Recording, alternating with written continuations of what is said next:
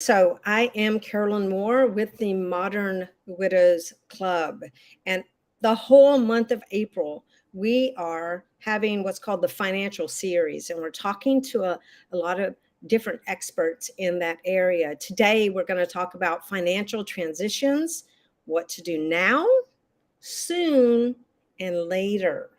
So we have a special guest, Robin Young. Hello, Robin. Hi, nice to be here. Thank you. You're coming from New Hampshire, correct? Yes, Southern New Hampshire. That's right. So I'm just going to share a little bit about Robin. Robin, you've been in the MWC for a while. We've met. I went to my first trip to New Hampshire, and I got to meet you. And you are not widowed, but you actually help support the local Wyndham, New Hampshire community by welcoming them into your office to have free Yes, space and to guide anyone who needs actually support. I've been there. It's a beautiful space. thank you. Thank you. Robin has spent over 30 years helping her clients reach their life and financial goals with a strong sense of financial well-being. Now, she's the president of Northstar Financial Planning, a fiduciary wealth management firm. And she's a certified financial planner, a registered life planner, and a certified financial transitionist. Like I said, she's located in Wyndham, New Hampshire. And like I said, I've been there. It's been awesome. Robin is so passionate about providing higher quality advice for women. She believes that women deserve a more suitable approach to wealth management that focuses on their needs and their values, particularly during the periods of major life transitions like loss of a spouse, divorce, retirement, where more help and guidance is needed to move forward and achieve the financial outcomes they desire. Wow. Robin, you are also a member of our Golden Committee, Yeah. which is our committee that actually just helps us with all the fiduciary responsibilities as a nonprofit. So I want to thank you for being such a great supporter. So it been like 6 years, It five. has, yeah. Since the Southern New Hampshire chapter that we launched that chapter with two widows, and yes, it's been amazing to be part of the organization, just to watch how much help and support they get from just gathering. That's right. That's right. Yeah. So you have a long history, and you've also come to Widow Empowerment event, Yes, right? So you almost always sponsor yeah. some portion of that event, and so Hmm. you really do get to meet ladies from all over the country and world, really, when you come to that event. And I bet your eyes have just been opened even from who you meet locally, right? Yes, I mean, yeah, the event was just so empowering and so moving for me, just to watch the education, but the support of the other widows, just working together to get through that. It is, and reaching back, which is what your organization is all about. That's right. The whole mentoring and leadership aspect of our Mhm. organization is really kind of the keystone for us, and finding professionals like you who really focus in on the transitions, especially in our case, the loss of spouse, just really understanding it. And I know that most people don't know what a financial transitionist is, which Mhm.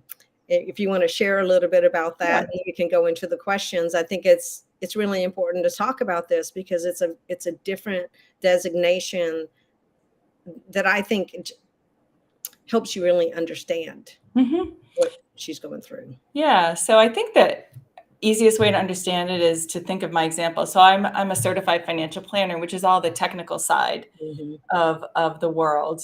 And when I started working with widows, they would come and we would go through the financial answers, right? The right financial answers, but often, they needed more support. They weren't able to move forward. They came with so much more that I felt somewhat at a loss as how to help them, right? We might be able to eventually get to the right answers financially, but I couldn't always help them personally. And I really wanted to figure out how to better support them. So that is what the CEFT does, is it's training to help people, advisors work with clients to help them understand that there's really two sides of money. There's the personal side and the financial side. And the personal side is what drives decision making. And so how to support on that side so that people can move forward more confidently and get the outcomes that they want. Yes, yes. So that organization started by Susan Bradley, Right. who I've spoken at her events before. And I remember when I first experienced this, it just made sense to me that you would approach it that way. But I'm also coming from the perspective of being a widow who's going through that, who needs to make those decisions and can't separate the Yeah, emotional with the actual practicalness of financial planning. that's And right. so I sort of jumped into that world and went, this is like my people. And, Yes. and Yes. then we all started finding each other. So I want to ask you, like, the first question is, why are financial transitions so hard? Well, yeah. I mean, it's like literally for a widow, everything changes. I mean, it's all of your financial changes, but it's every social engagement you have, right? It's the physiological changes that come with emotions and grief. So all of those things together, and then you're kind of required or have to make so many decisions. You have to function at a pretty high level to get through all of the paperwork, the taxes, and managing your children if you have them, and just all of that, housing decisions, cash flow.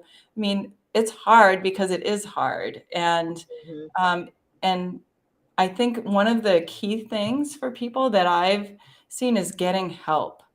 Knowing that when you're in that stage of, if you're a new widow and you're in that stage, mhm. knowing that you're not going to probably have to do this ever again, thankfully, or it's not something that you need to learn how to do insurance paperwork or all of the things, and getting the help that you need, sort of getting that team on board that you might need to help you move forward Yeah. can be super useful.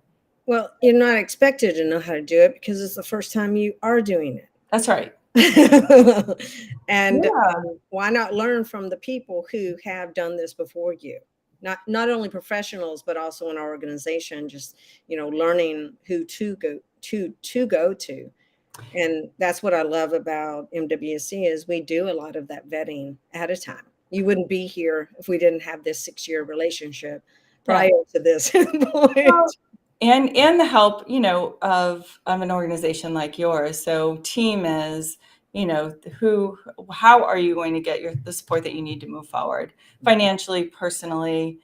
Who's on the bus for you that you can feel safe, that you can feel cared for, that you start building your confidence just by sort of getting some of that stuff off your plate.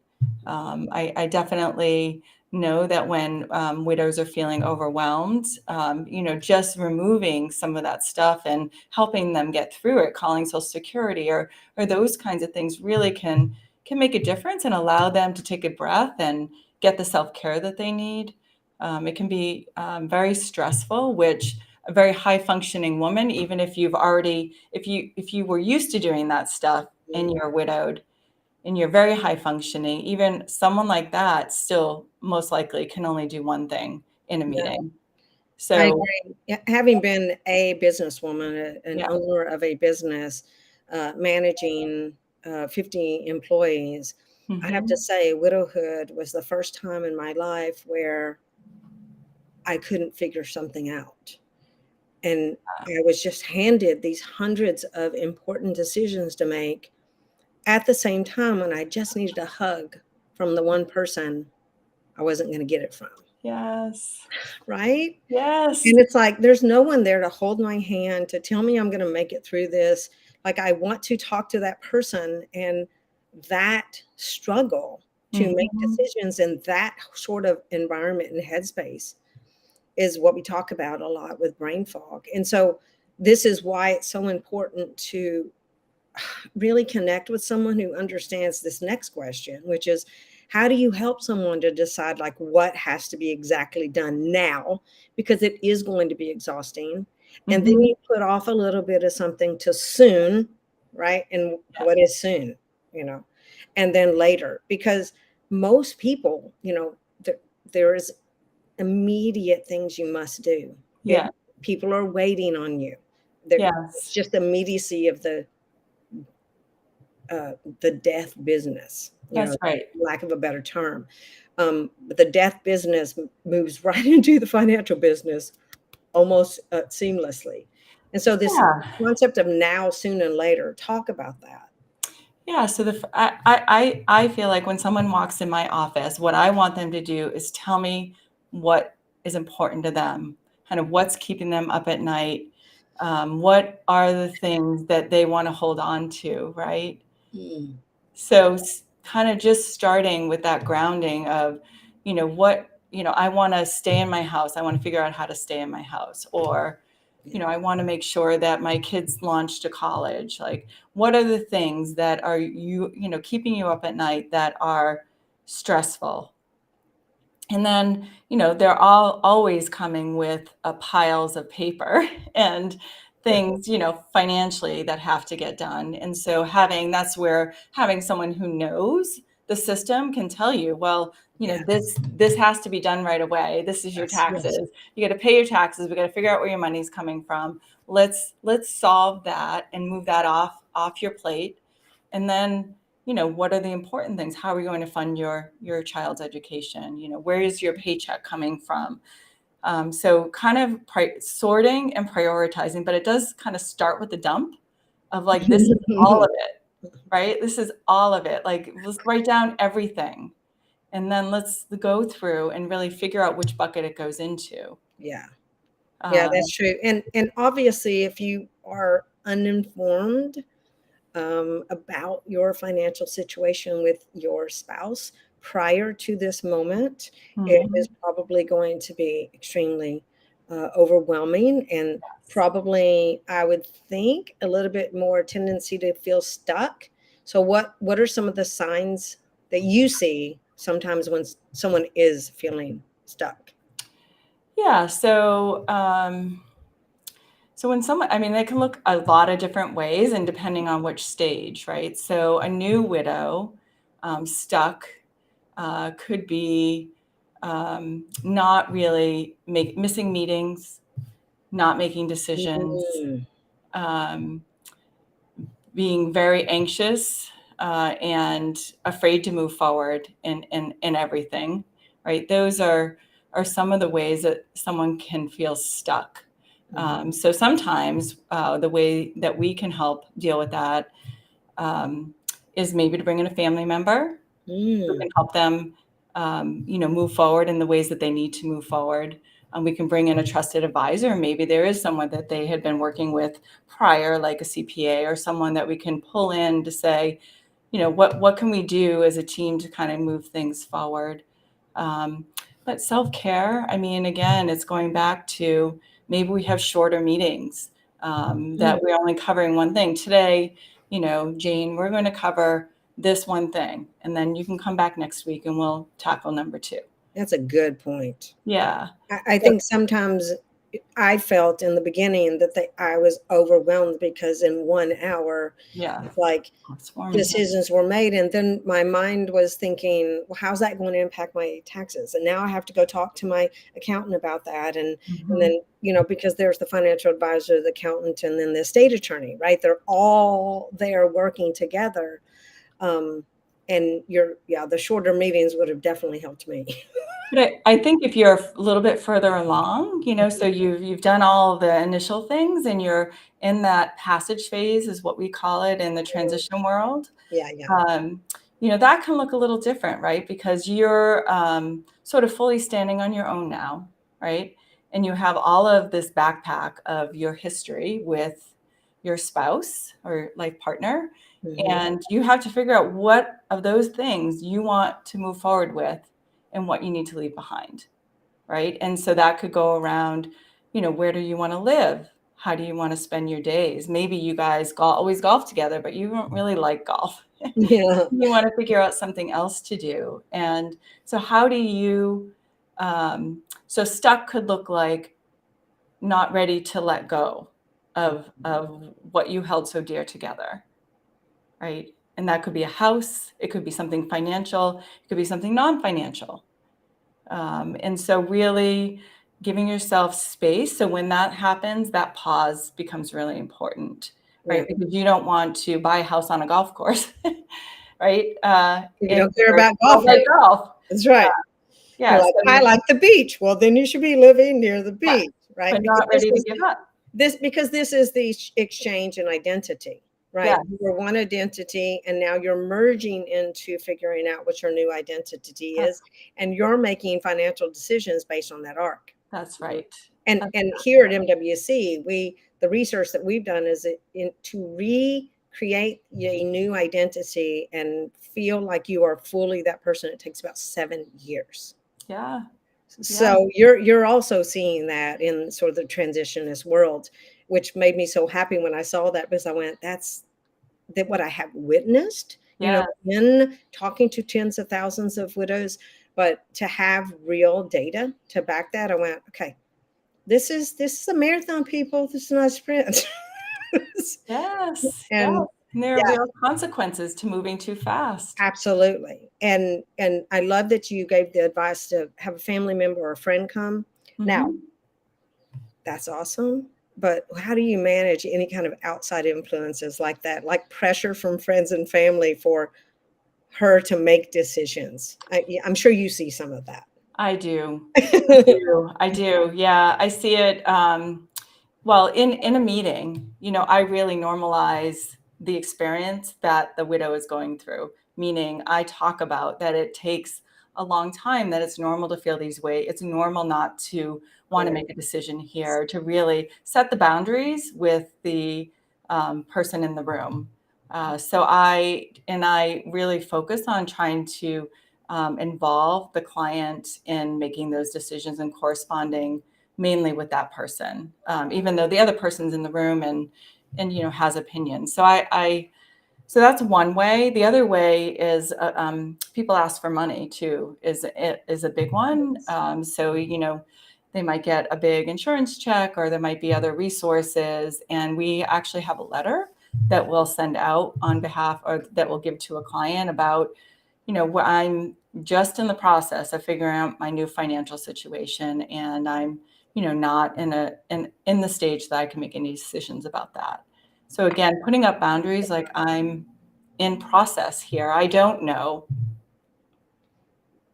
That is great advice. And honestly, when you were saying it, I went, this is how we respect and honor and see and hear widows. That was the active response of all of those things that we talk about here at MWC. Yeah. Seeing her, hearing her, respecting her, Mhm. honoring her. You just addressed, and people don't know this is going to happen, right? Right. There is predation. There is a lot of asking for funds, if there is funds there to ask for. Mhm. Happened to me, happened to a lot of different people all the time that I talk to. So this is a real sort of issue that's not discussed often. I love that you have a letter that you can send out and just like, Yes, yes. And it really does. It kind of gives the widow that pause that she does not know. I mean, you might feel obligated. Maybe it's, your person's, brother or something, or a niece or nephew. So it just does create a boundary. right, right. And it pushes back on that pressure, which That's is right. exactly what she needs. That's called being a defender Hmm. along with her. So very biblical. So let's talk about some of the successful strategies for building confidence, and just good decision making, because um, honestly, we're shocked by, I mean, we're not really shocked by our data that we found that confidence is one of the number one things that has really negatively impacted widows. Hmm. It happened to me, but I didn't realize it was a universal experience. And so that undercurrent that is occurring is directly related to making good decisions. Yeah. So talk into that a little bit. Yeah. So I think the first thing is trying to, as a widow, know where you are in your transition phase. You know, if you're a new widow, you know, self-care, getting your team, right? As prioritizing, sorting and prioritizing, right, might be super effective. If you're more in that passage phase, then, you know, how are you feeling? Where's the energy? You know, we talk about flow and struggle. And struggle is the thing, some of the things that we've heard from Daniel about being anxious. It's, you know, hopelessness and, you know, stress and feeling, you know, fractured. And if you're in a struggle, maybe pausing would be an effective strategy. But if you're feeling some energy, you love the beach, you know, so kind of follow your energy to some extent. That's how I identify when a client's in the room with me. Yeah. You know, how are they talking about these things? Do they align with what they said they valued, that was important to them, that was their priorities? Are these decisions aligned? So if there's an unalignment, then that's a red flag, I think, Mhm. to pause. Yeah. Um, so making decisions, sometimes making decisions is important because it helps you move forward in other ways. So we had a recent widow come in, and she just needed to move forward on getting her financial affairs in order. And Mhm. she had a lot of different things out there, but she had these big insurance checks, and she needed to make a decision about that. And just that one thing, allowing her to put those dollars somewhere, you know, allowed her to focus on getting her estate plan done and other things. So sometimes Yeah. making small decisions, they don't have to be big decisions, but making some decisions will help you feel confident and more empowered. Yeah. It builds slowly Yeah. sometimes. Well, it's the building blocks, right? You're proving to yourself that you can actually do this. That's right. Yeah. Yeah.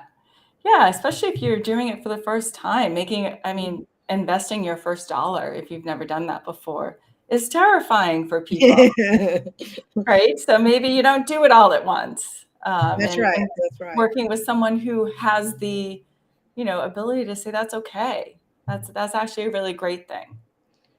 I remember the first time I had an advisor that I really liked, and they said, "Well, what do you use?" And I'm like, "I use Apple products, and I go to Target," and they're like, "Those are the maybe stocks you want to look at." I mean, you're already voting for them, investing in them by purchasing them, and then Yeah. I was like, "Oh, is that how it works?" And it was all such a new world to me. And, Mhm. then I, of course, got more fascinated by it and started looking at fund managers and then who are they and what's their background and their level of success. And then it becomes um, interesting to you because Yeah. you've got some skin in the game of understanding that world. And for me, coming from just no background of understanding financial investing or advising, I've come a long way. I feel pretty confident in making decisions now, but Wow, good for you. right, but Yeah. I'm not in the beginning, and Yeah. so it's so wonderful to have an advisor who really praises you and Yes. encourages you, and Yes. notices that you're making those decisions that are building confidence. I think that's what is so uniquely different about Mhm. the financial transition is the CEFT. Thank you for explaining that. We've got two, I think we've got two comments here. Beth said, "Thank you, Robin. We are so grateful for all that she does for us in New Hampshire." Yes, yes. Thank you for saying that, You're Beth. Oh my welcome. gosh. I know she has been truly what we call a widow supporter for, like we said, 6 to 7 years. I mean, we wish we could clone you, Robin. I know. And Well, then Megan says everything is moving. The state, tax, insurance, and the path to the future is forever changed. Yeah, so good to get it all on the table and professionally sorted with a professional partner. I love that yes. she said partner. That's Yeah, great. thinking partner. Yes, Yes, that's what we are. People yeah, that do both, right? that do both. That's right. Personal and the financial. It's a thinking partner. That's right. I Mhm. love it. I love it. I am so grateful you exist. I'm so grateful I've gotten Thank to you. know you over the years. You've been such a blessing to every woman who has met you, and wherever that is, that Widow Empowerment event or in New Hampshire. And just thank you for always supporting us. We are so infinitely grateful that you care so much about widows to go through to become who you are, professionally and personally, to make the connections happen for our ladies. Yeah, it's an honor for me. It's like the best thing that I do is supporting you guys. So makes my day every day to feel like I'm doing something good in the world. So It has to make you feel so purposeful and have so much meaning. It's so it much, does. yeah, Yeah, yeah. To be able to work with someone who's newly widowed and then 10 years later, right? Have them be able to reinvent, have confidence, and move forward. It's amazing, really. yeah, And I don't think a lot of my widows would have been able to do it without the Modern Widows Club. The support when you talk about just that, when you think about let me think that it's about looking at what's coming. They give a view as to what's coming that is so critical for new widows. Like I think that's how I think about it. Like what to expect. The conversations really are about what to expect and how to follow the light and right. just community. I don't know. It's amazing. Well, I mean, honestly, obviously, I'm the founder, but Modern Right. Women's Club is everything that I wanted when I became newly widowed, right? And so Yeah. when you look at it, if I look at it from that perspective and go, what would I have wanted? I would have wanted a guide in financial health world like this, Yeah. right? And then we bring this to our platform. We have one question from Monica. Does everyone experience a sense of financial shame? Do you see financial shame happen?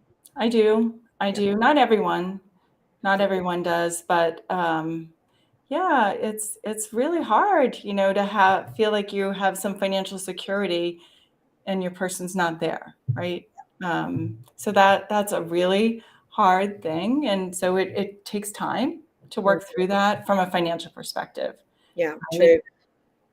One um, of one of the things from talking to you and Daniel and Megan mhm, and really everyone I met at the Shift conference, they love that they have this opportunity to share Modern Widows Club, because when ladies find our organization, they they always say they come back as better clients.